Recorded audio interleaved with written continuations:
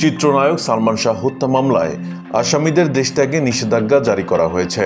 এ বিষয়ে ইমিগ্রেশন কর্তৃপক্ষকে চিঠি দিয়েছে রমনা থানা পুলিশ। পুলিশ সূত্রে জানা গেছে, মামলাটি আদালতের নির্দেশে পুনরায় তদন্তাধীন থাকায় আসামিরা যেন দেশ ত্যাগ করতে না পারে সেজন্য রমনা থানা থেকে সংশ্লিষ্ট সব বিমান ও স্থলবন্দরের ইমিগ্রেশন কর্তৃপক্ষকে আনুষ্ঠানিকভাবে অবহিত করা হয়েছে।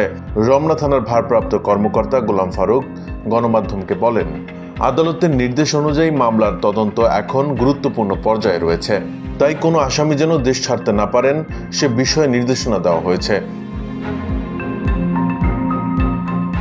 90-এর দশকের জনপ্রিয় চিত্রনায়ক সালমান শাহর রহস্যজনক মৃত্যু হয়। 1996 সালের 6 সেপ্টেম্বর এই মৃত্যুকে আত্মহত্যা বলে দাবি করেন অভিনেতার সাবেক স্ত্রী সামিরা হক। তবে এতে দ্বিমত পোষণ করে সালমান শাহর পরিবার।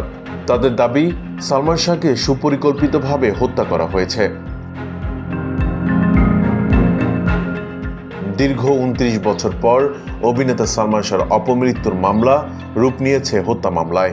গত 20 অক্টোবর সালমান শাহর অপমৃত্যু মামলাকে হত্যা মামলায় রূপান্তরের নির্দেশ দেন আদালত।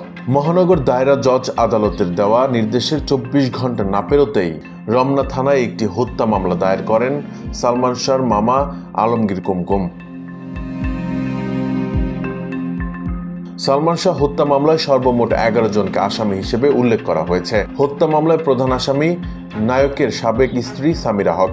অন্য 10 আসামিরা হলেন প্রযোজক আজিজ মোহাম্মদ ভাই, খলনায়ক Don, Latifa Haque Lucy, David, Javed, Faruk, Mayfair beauty সেন্টারের রুবি, আব্দুস সত্তার, সাজু ও রিজভী আহমেদ ফরহাদ।